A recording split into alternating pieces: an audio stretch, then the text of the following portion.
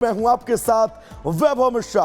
Good morning Bharat में आज शुरुआत और बात जिन 6 सबसे अहम और बड़ी खबरों की करेंगे, वो 6 बड़ी खबरें आपकी टीवी स्क्रीन पर, और इन 6 बड़ी खबरों का विस्तार से एक अपडेट आज हम आपको देंगे। सबसे पहला, झारखंड के पहले चरण का चुनाव प्रचार थम चुका है। अब ऐसे में पहले चरण के रण में लगातार हर पार्टी कोशिश कर रही है कि जीत उनकी हो, बढ़त उनकी हो।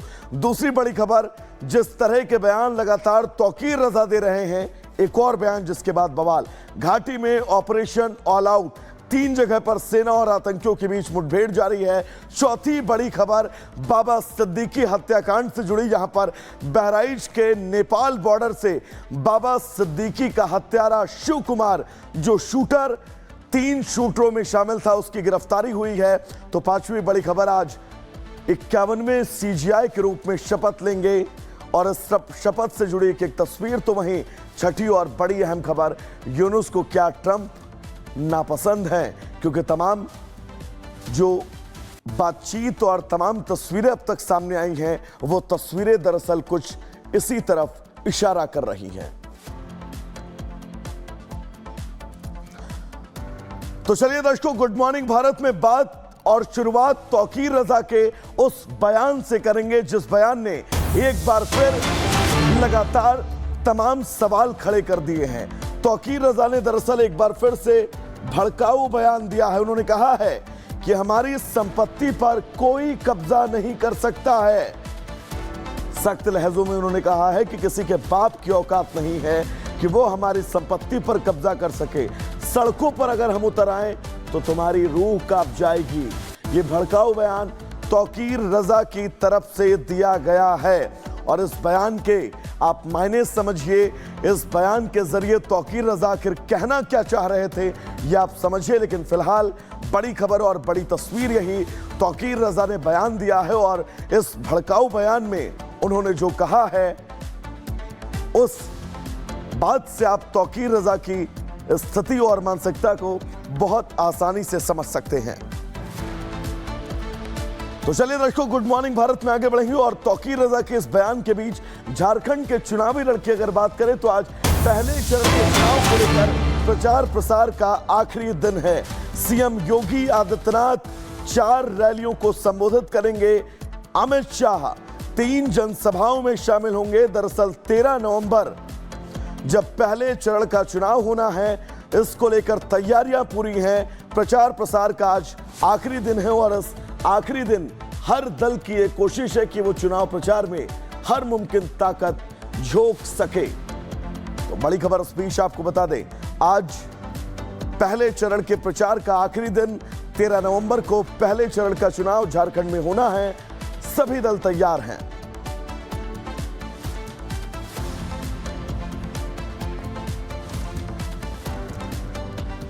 तो चलिए अब बात अमेरिका के टस्कैकी विश्वविद्यालय की करेंगे, जहां पर गोलीबारी से हड़कंप मच गया। ये बड़ी खबर अमेरिका से हम आपको बता दें, जहां पर अमेरिका के टस्केगी विश्वविद्यालय में गोलीबारी की घटना सामने आई है। अंधाधुंध गोलीबारी के कारण चारों तरफ अफरा तफरी का माहौल।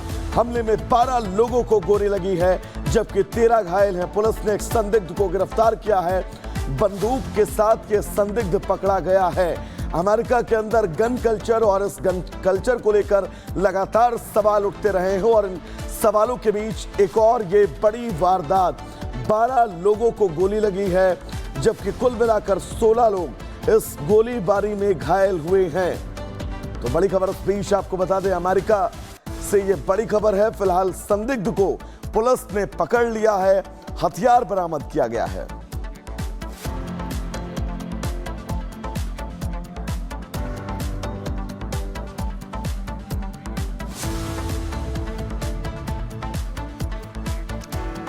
तो चलिए दर्शकों, अब आगे बढ़ेंगे, और बात घाटी में चुनावों के बीच जो स्थितियां अब इस वक्त बनी हुई हैं, उन स्थितियों से समझना होगा, क्योंकि लगातार आतंकी हमले के बीच सेना हर मुमकिन कोशिश कर रही है कि आतंकियों को वो लगातार चुन चुन कर जवाब दे, और ये घटनाक्रम लगातार जारी है। रिपोर्ट आपको दिखाते हैं।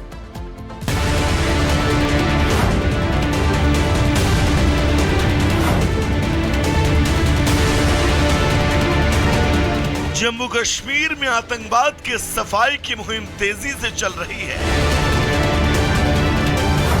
घाटी के चप्पे चप्पे पर हिंद की सेना अपना काम बखूबी अंजाम दे रही है ताकि आतंकी कभी भी अपने घिनौने मकसद में कामयाब न हो पाए। रविवार को आतंकियों से एक तो नहीं बल्कि 3 मोर्चों पर सेना जमकर जंग लड़ी। इस जंग में एक जवान शहीद हुआ जबकि एक आतंकी को मार गिराया गया। जम्मू कश्मीर के किश्तवाड़ में सुदूर जंगल में आतंकवादी छिपे हुए थे, लेकिन इस मुठभेड़ में नायब सूबेदार राकेश कुमार शहीद हो गए जबकि 4 पैरा सैनिक घायल हुए। सेना ने आतंकी संगठन जैश-ए-मोहम्मद के 3 से 4 केशवान के जंगल में घिरे हैं। ये वही आतंकी हैं जिन्होंने 7 नवंबर को 2 वीडीजी सदस्यों की हत्या की थी। किश्तवाड़ में सुरक्षा बलों और आतंकियों के बीच मुठभेड़ लगातार जारी है। 3 से 4 जैश के आतंकी जो हैं वो केशवान के ऊपरी इलाकों में सुरक्षा बलों के द्वारा घेरे गए हैं, जिसके बाद ये ऑपरेशन लगातार जारी है। इस ऑपरेशन में भारतीय सेना के नायब सूबेदार जो हैं उन्होंने शहादत हासिल की है। 2 पैरा के नायब सूबेदार राकेश कुमार जो हैं वो आतंकियों से लड़ते हुए शहीद हुए।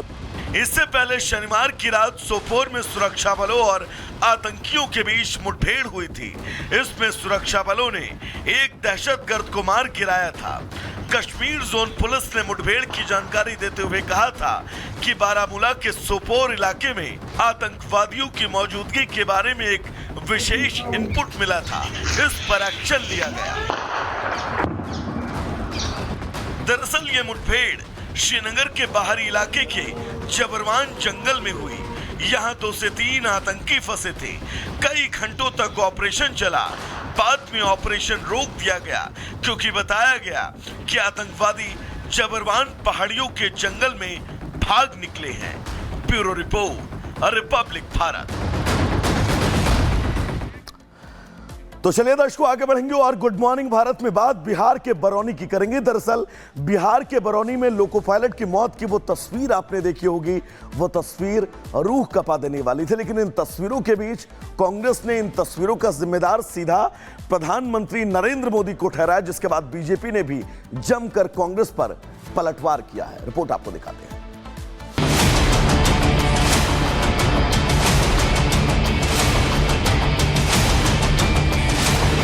बिहार के बरौनी में जो रेल हादसा हुआ उसकी दर्दनाक तस्वीरें पूरे देश ने देखी। लोको पायलट की एक लापरवाही रेलवे कर्मचारी की जिंदगी पर भारी पड़ गई।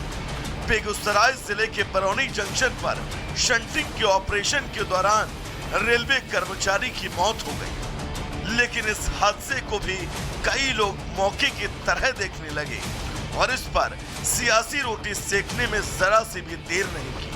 और इस लाइन में सबसे आगे थे विपक्ष का चेहरा बने राहुल गांधी। उन्होंने लोको पायलट के इस लापरवाही के लिए पीएम मोदी को जिम्मेदार ठहरा दिया। अपने ट्वीट में राहुल ने इस घटना को लेकर पीएम मोदी को जिम्मेदार ठहराने के चक्कर में अडानी तक पहुंच गए।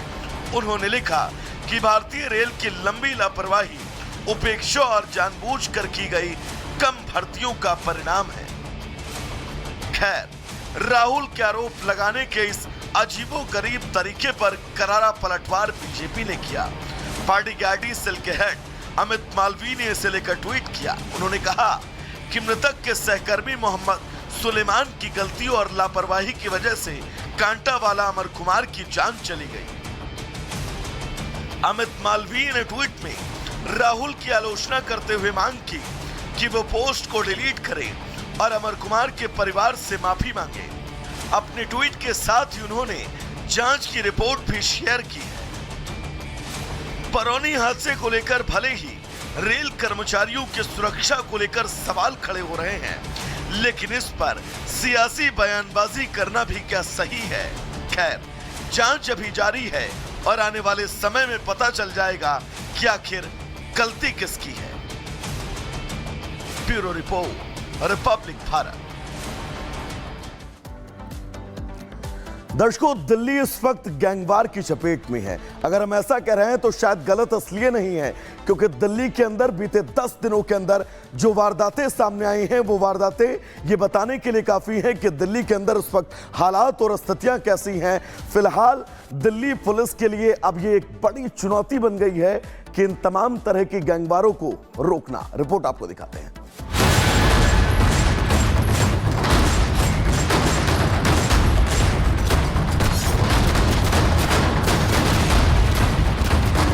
देश की राजधानी दिल्ली में ये 4 अलग अलग इलाकों की तस्वीरें हैं। सभी में फायरिंग करते दिख रहे बदमाश भी अलग अलग हैं, लेकिन इनका मकसद एक ही, रंगदारी है। कारोबारियों के शोरूम और घरों पर फायरिंग के बाद फेंकी गई रंगदारी की पर्चियां दिल्ली पुलिस और दूसरी जांच एजेंसियों के लिए सिरदर्द बनी हुई है। फायरिंग और उसके बाद करोड़ों रुपए की रंगदारी के लिए फेंकी हुई धमकी भरी इन संकेत पत्रों से कारोबारी खौफजदा हैं। दिल्ली पुलिस ने रंगदारी मांगने वाले इन गैंग्स ऑफ दिल्ली पर नकेल कसने की लाख कोशिशें की, लेकिन रंगदारी का धंधा काफी फल फूल रहा है। कारोबारियों को धमकाकर पैसे वसूलने का सिलसिला बदस्तूर जारी है। तारीख 4 नवंबर 2024, वक्त दोपहर 1 से 3 बजे के बीच, जगह अलीपुर और नागलोई। बदमाशों ने एक ही दिन में 2 अलग अलग इलाकों में कारोबारियों को टारगेट किया। पहले सोमवार दोपहर 1:30 बजे नांगलोई इलाके में इसी प्लाईवुड के शोरूम को निशाना बनाया। स्कूटी पर सवार 3 बदमाश शोरूम पर पहुंचे और करीब 8 राउंड फायरिंग की। फायरिंग में कोई घायल नहीं हुआ क्योंकि बदमाशों का मकसद था करोड़ों की रंगदारी वसूलना। फायरिंग के बाद बदमाश 10 करोड़ रुपए की रंगदारी की पर्ची फेंककर फरार हो गए। पर्ची पर जितेंद्र गोगी गैंग का नाम लिखा हुआ था। ठीक 1.5 घंटे बाद दिल्ली के ही अलीपुर इलाके में एक प्रॉपर्टी डीलर के ऑफिस को निशाना बनाया गया। यहाँ भी बाइक पर आए बदमाशों ने फायरिंग की और बाद में कॉल कर करोड़ों की रंगदारी मांगी गई। नांगलोई और अलीपुर में हुई फायरिंग की जांच करते हुए दिल्ली पुलिस की क्राइम ब्रांच ने एक नाबालिग समेत 2 शूटर्स को पकड़ लिया। बदमाशों से पूछताछ में खुलासा हुआ कि ये सभी गोगी गैंग के गुर्गे हैं और रंगदारी की प्लानिंग के तहत नांगलोई और अलीपुर में फायरिंग की थी। साथ ही इन शूटर्स ने खुलासा किया कि ये कुख्यात गैंगस्टर योगेश उर्फ टूंडा और मोंटी मान के साथ साथ उनके सहयोगी राम निवास उर्फ मोगली के आदेश पर काम कर रहे थे। Bureau report, Republic Bharat. तो दर्शकों, जैसे